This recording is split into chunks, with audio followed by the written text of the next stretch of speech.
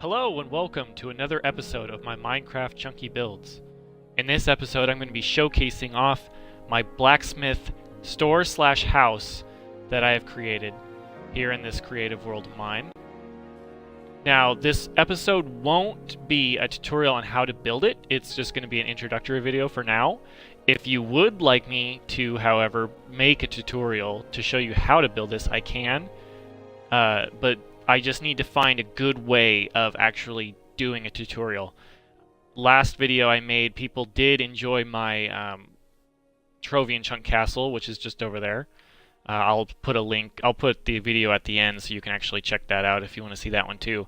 But it took like an hour to build, and I don't blame people for not watching it, because going through my analytics, I noticed that nobody actually really watched me build the castle together. They just liked my castle and stuff. But let's get into this.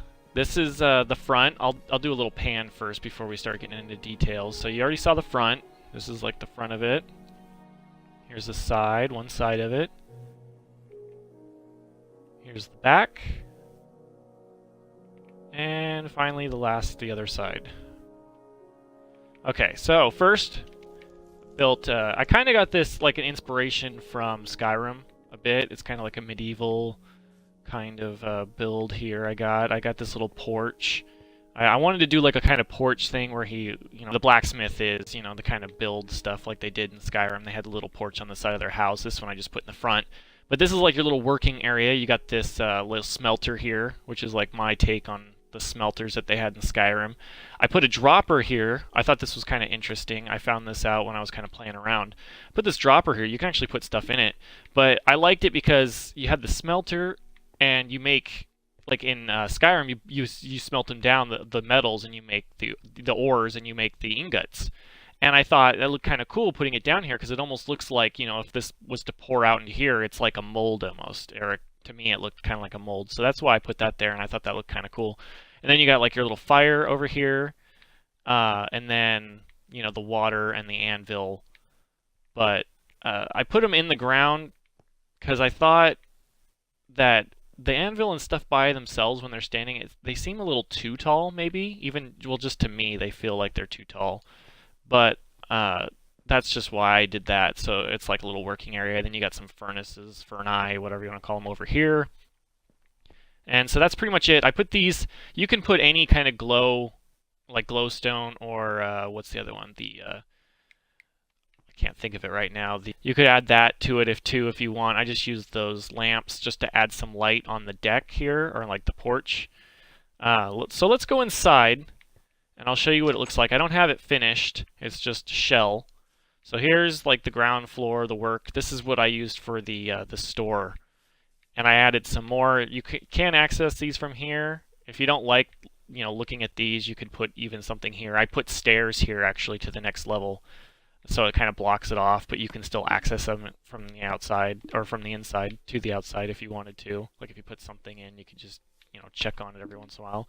Then I put some more in here, and then you just have the rest of the build here, which this part here is actually a revamp from the one that I built in my survival world, because this is actually a build that I made for my survival world series, but then I added this little part because I was looking at it one day and I thought it needed a little bit of extra care, so I went through and kind of revamped it a little bit. But I'll bring you guys back here in a second. I have I'll show you kind of what I did to mine, so you can kind of get an idea. I'm not going to do a whole inside, I'm just going to do some stuff real quick, and I'll show you when I get back.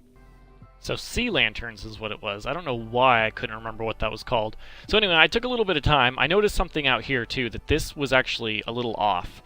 So there were supposed to be bars there, and then this one step, it looked like it was just a block there, and then it wasn't open on this side. But that's just something I added to kind of add a little bit extra light and just kind of show you it a little bit, like get some texture kind of into it and stuff. But anyway, let's go inside. This is what I ended up doing for my survival world.